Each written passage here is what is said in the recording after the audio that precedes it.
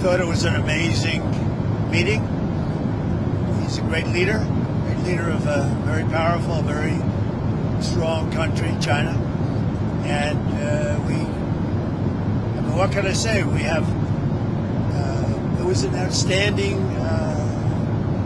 group of decisions, I think, that was made. A lot of decisions were made, too. There wasn't too much left out there. And we've come to conclusion on many very important points, and we'll be handing that to you in a little while. We're having, because there was a lot of different things, many of them very important.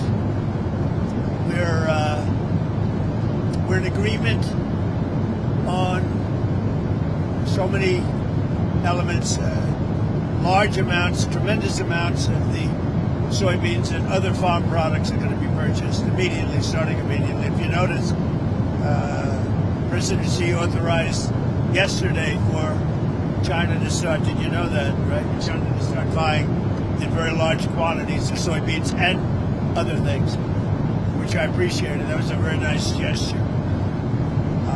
And many other things like that. On fentanyl, we agreed that he was going to work very hard to stop the flow.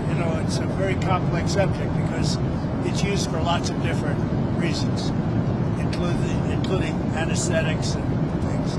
But he's going to work very hard on it, precursors, and I think you're going to see some real action taken. I've agreed, as you know, I put a 20% tariff on China because of the fentanyl coming in, which is it's a big tariff. And based on his statements today, I reduced it by 10%, so it's 10% instead of 20%, effective immediately. I believe he's going to work very hard to stop the death that's coming in. But again, it's complex because of what fentanyl is, what the precursors do. So I think you're going to see a big difference. We've had discussions on many of the elements that you're talking about all the time. You're asking me questions, and most of those things were I think agreed to for the most part. I think we agreed to almost everything in a very acceptable form. I wouldn't say everything was discussed because there were things that probably, in retrospect, we could have discussed and we didn't, for some reason, didn't come up. But if you have any questions, let me know. Go ahead. What about chips, sir? Did he agree? Did you agree to sell any more down chips? We did discuss chips, and they're going to be talking to NVIDIA and others about taking chips. Look, we make great chips. NVIDIA is the leader. And I'll be speaking to Jensen from NVIDIA, but they're going to be discussing that with NVIDIA to see whether or not they can do. I said that's really between you and NVIDIA, but we're sort of the arbitrator or the referee. It's a little rough up here. The skies are a little rough. And just to clarify, sir, that is the downgraded Blackwell chips. You would authorize those to be exported? No, not the Blackwell. We're not talking about the Blackwell. That just came out yesterday.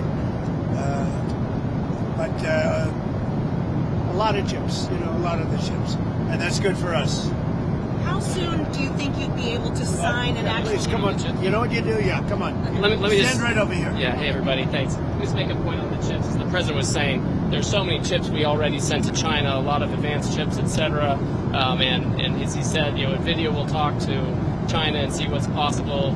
The Blackwell chips, of course, weren't discussed. We focused on export controls of China on rare earths, and they're going to keep those flowing, which is quite important. What are the major stumbling blocks that are left now to work through, and how soon do you think you could sign a trade deal with China? Well, I think pretty soon. We have not too many major stumbling blocks. We have a deal. Now, every year we'll renegotiate the deal, but I think the deal will go on for a long time, long beyond the year. We'll negotiate at the end of the year, but all of the rare earth has been settled, and that's for the world. I mean, worldwide. This, I guess you could really say this was a worldwide situation, not just the U.S. situation. So we continue to produce the rare earths and buy the rare earths and everything else, when you see from other countries. But China is that whole situation, that roadblock is gone now. There's no roadblock at all on rare earth. That will hopefully disappear from our vocabulary for a little while. So And what will is that a 1-year pause on the policy they announced? It's a 1 year agreement, and we'll extend it after a year. And what will like your- we do. It's a 1 year deal that will, I think, be very routinely extended as time goes by. To And what will your be new totally tariff- clear, they're not going to impose the rare earth controls that they proposed. President Trump and President Xi came to an understanding on that point.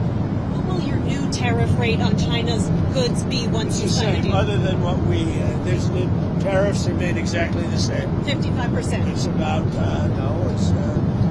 it was 57, now it's 47 And how long? because we reduced it by the fentanyl, and because I believe they are really taking strong action. We've already seen the action on fentanyl, and they're taking very strong action. So we reduced to 10%. So that November date is gone when it was going to go up again. Yeah. Okay. That's right. So That's all. on fentanyl, they've agreed there are a variety of precursors. You may recall that actual fentanyl was scheduled by China in the president's first term successfully. There are certain precursors where they take whatever actions they need to control that. If they can control rare earths, we know they can control the precursors. And President Xi, I think, was very strong in saying he was going to enforce those laws internally. And of course, we'll watch that. And we'll He's work going to with be them. very strong in enforcing the fentanyl, everything having to do with fentanyl and regulations internally, including taking very strong measures against those that don't obey. And a variety of other tariffs still remain. Section 301 tariffs from the original, a variety of Section 232 tariffs. Some of these tariffs are, as the president mentioned, around 40%. For some individual products, it may go up to 100%, but as a general matter, it's about 45, 47%. So, sir, it sounds like we might be going to China then after the successful Yeah, meeting. that's another thing we agreed. I'll be going to China in April, and he'll be coming here sometime after that, whether it's in Florida, Palm Beach, or Washington, D.C. Did you read anything on the shipping fees, the 301 shipping investigation? Well, that's been So we're going to postpone that while we negotiate with them about that issue. We're trying to rebuild shipbuilding. The Cranes just agreed to invest $150 billion in shipbuilding, so we think we have a good path forward. but that's no longer an issue. Did the war in Ukraine or Taiwan come up? We discussed that, and we discussed basically these are rough winds in Asia. I must tell you, this is a rough flight. We could have waited an hour, maybe. This is a little tough. These are tough conditions for interviews. You know, they're going to be watching Trump. They're going to say he didn't look too good. He's got the shakes. I don't have the shakes, but people are going to think I do. You're pretty solid. So Ukraine, it came up. Yeah, it did come up. Ukraine came up very strongly. We talked about it for a long time, and we're both going to work together to see if we can get something done. We agreed the sides are, locked in and fighting, and sometimes you have to let them fight, I guess. Crazy. But he's going to help us, and we're going to work together on Ukraine. There's not a lot more we can do. The oil, he's been buying oil from Russia for a long time. It takes care of a big part of China. And, I can say India's been very good on that front. But we didn't really discuss the oil. We discussed working together to see if we could get that war finished. It doesn't affect China. It doesn't affect us.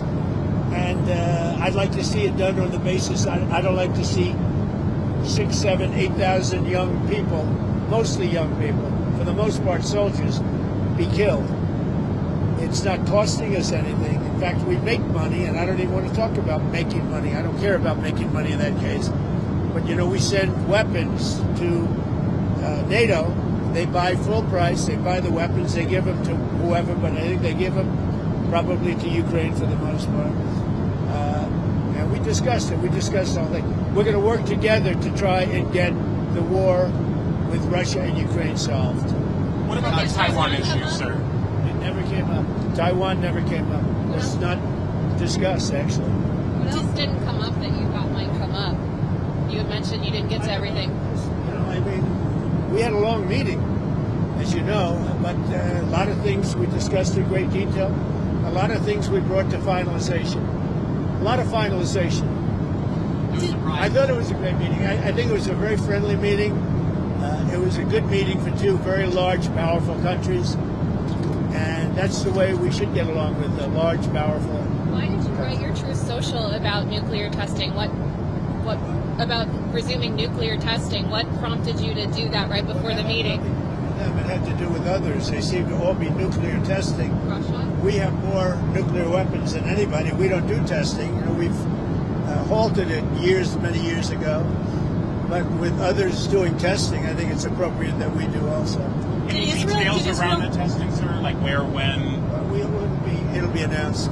We have test sites. It'll be announced. Did Israel give you a heads up before they bombed Gaza? And is it still a ceasefire if they're it's a stopping? ceasefire. It is. No, they had a sniper, and one of their soldiers were killed, and they did retribution. So we'll see. But it is a ceasefire. It's back to ceasefire. But is that a, What is the thinking behind reducing troops in Romania, the drawdown of U.S. troops in Romania? You'd have to ask. I mean, I can tell you about it, but it's not very significant. It's not a big deal. On nuclear weapons, sir, which countries do you have in mind when you say you want to send a signal? What a rough ride this is. The interviews are tough enough without your life being threatened. You guys okay? Yes, sir. Thank you. That camera guy's very steady. We're going to look real bad today on television, I'll tell you. I think that, it's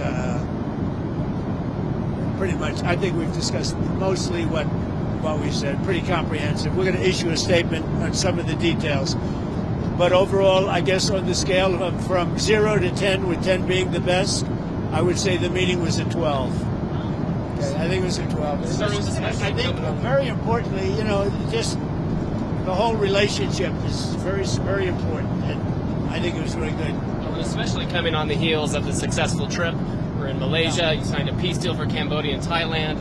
Critical mineral deals with all our allies. So many successful strength, meetings. right? The whole And so way. many meetings great for our country with literally hundreds of billions, trillions of dollars have come into our country over the last 4 days, represented by this meeting.